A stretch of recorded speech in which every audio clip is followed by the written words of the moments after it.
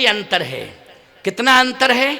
पत्नी वो है जो पति की सेवा करे और अपने परिवार की सेवा और सुरक्षा करे। क्यों भैया?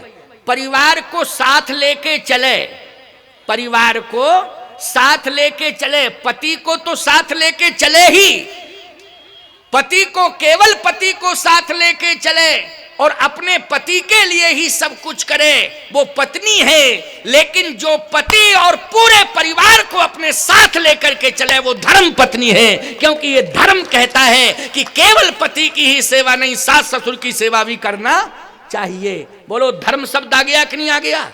कि पति की सेवा करना तो चाहिए ही चाहिए, लेकिन सास ससुर की सेवा करनी चाहिए। घर में जो अतिथि आ जाएं उनका सम्मान सुरक्षित होना चाहिए।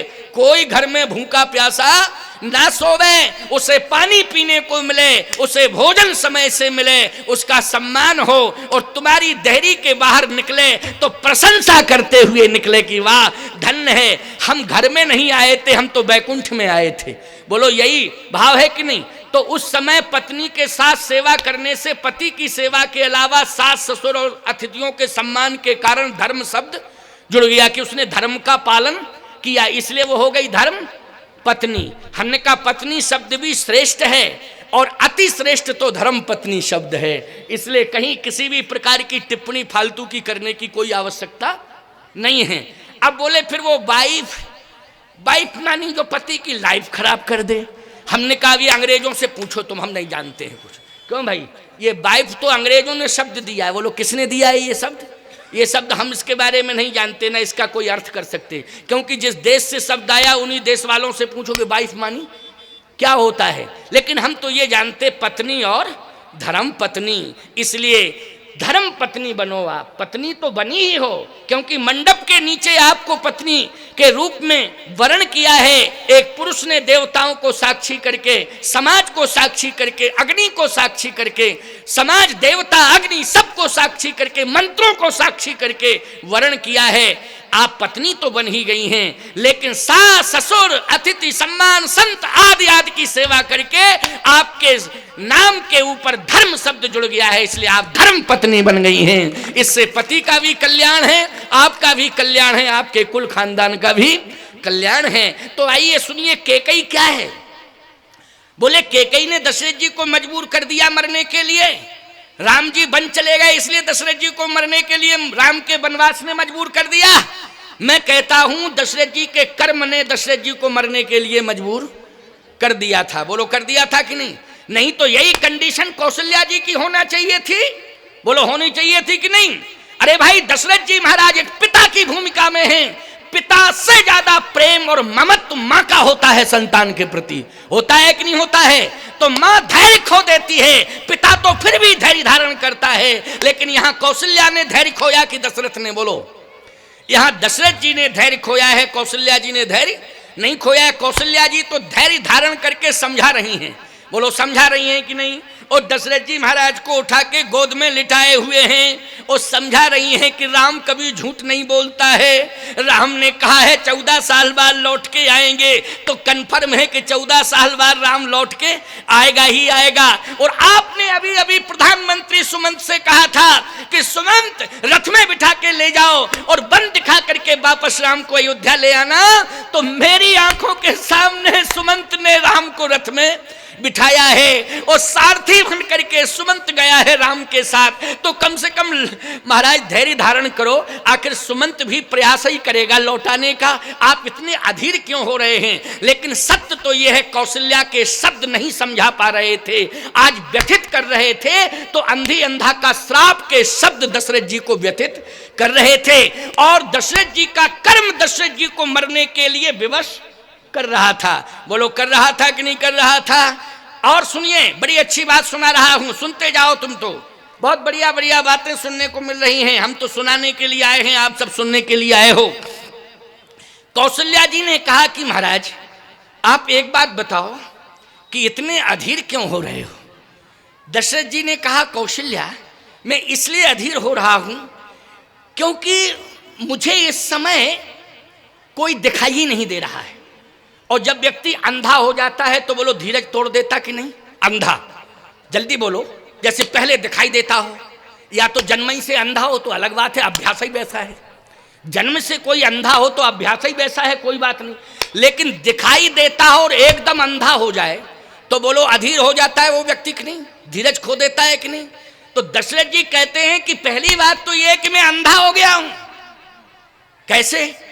क्या तेरी आवाज सुनाई दे रही है मुझे, लेकिन तेरे शब्द तो सुनाई दे रहे हैं, लेकिन तू दिखाई नहीं दे रही है, जबकि तेरी गोदी में मैं लेटा हूं। तो कौशल्या जी ने कहा आप सामने देखो, सामने सरजू जी हैं, सरजू जी सामने देखो।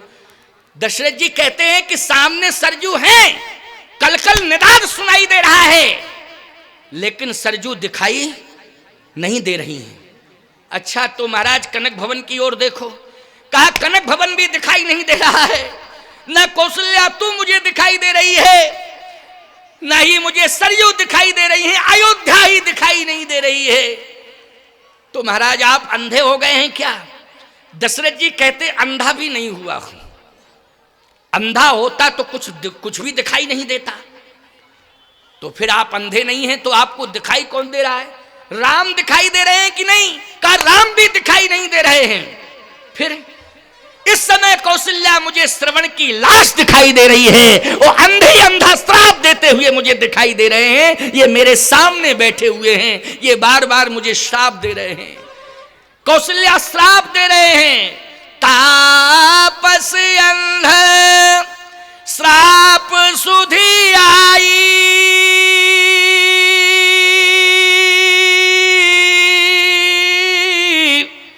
कौशल्य ही सब कथा सुनाई। कौशल्या जी ने कहा महाराज लगता है कि दिमाग भी आपका संतुलित नहीं है। क्यों? जब श्राप आपको मिल रहा है और श्रवण की लाश दिखाई दे रही है तो आपको यह कहना चाहिए कि कौशल्य सब व्यथा सुनाई। क्यों भाई? लेकिन कह रहे कौशल्य ही सब कथा सुनाई। कोई मर रहा हो तड़प तड़प के और कोई श्राप दे रहा हो और श्राप के कारण कोई तड़प तड़प करके मर रहा हो, तो बोलो ये व्यथा होगी कि कथा होगी? जल्दी बोलो, ये कथा है कि व्यथा? व्यथा है। आप भी कह रहे हो कि व्यथा है। कथा तो ये है कि हम सुना रहे हैं, आप सुन रहे हैं। घर से आए थे बेचैनी लेके, लेकिन बोलो ईमानदारी से इस समय कथा सुनने के बाद शांति का अनुभव हो रहा होगा? बोलो हो रहा है कि नहीं हो रहा है? वो बात अलग है कि घर में पहुंचे सो फिर वैसे ही के वैसे।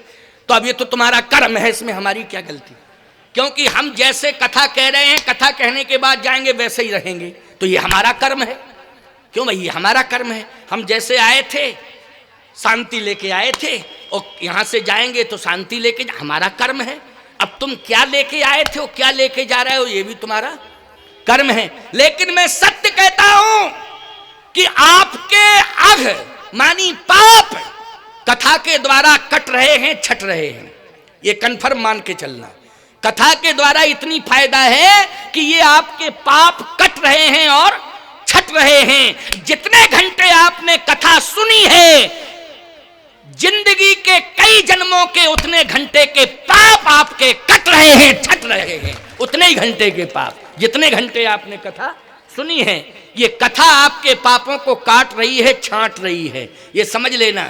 आप कहो महाराज जी कैसे माने? तो ना मानो चाहे मानो, मानो ना मानो तुम्हारी बात है। कहे महाराज अगर हम मान लेंगे तो बिल्कुल ही बहुत अच्छी बात है, और ना मानेंगे तो जो ना माने साधु सीख, तो लेके कटोरा मांगे भीख। जाओ भुगतो फिर। अगर नहीं मानना है तो भाई भुगतो अपने अपने घरों में जाके, अपने अपने गांव में जाके। लेकिन बात तुम्हें माननी पड़ेगी।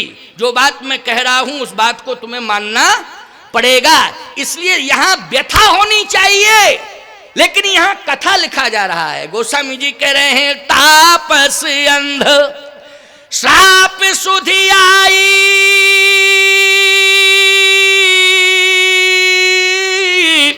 और कौशल्य ही सब कथा सुनाई। कौशल्य सब कथा सुनाई। कौशल्या जी बोली महाराज ये तो व्यथा है, लेकिन आप कथा क्यों कह रहे हैं?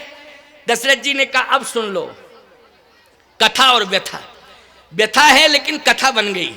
क्यों बन गई? मैंने 3 विवाह किए, 3 विवाह कौशल्या। कौशल्या जी बोली हाँ। अच्छा आप सब जानते हो? आप सब जानते हो दशरथ जी के कितने विवाह हुए थे? 3 विवाह हुए थे। लेकिन लोग बाग सुन के ये चक्कर में न पड़ जाएं कि दशरथ ने 3